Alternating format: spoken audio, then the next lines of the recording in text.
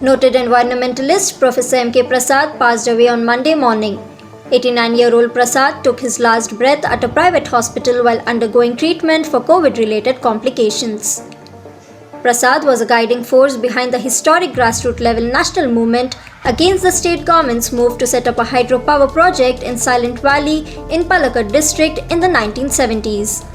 Prasad, who held various academic positions in Kerala, including the post of Pro Vice Chancellor of Calicut University and Principal of Maharaja's College, Ernakulam, has also authored numerous books in Malayalam on environmental issues and popular science.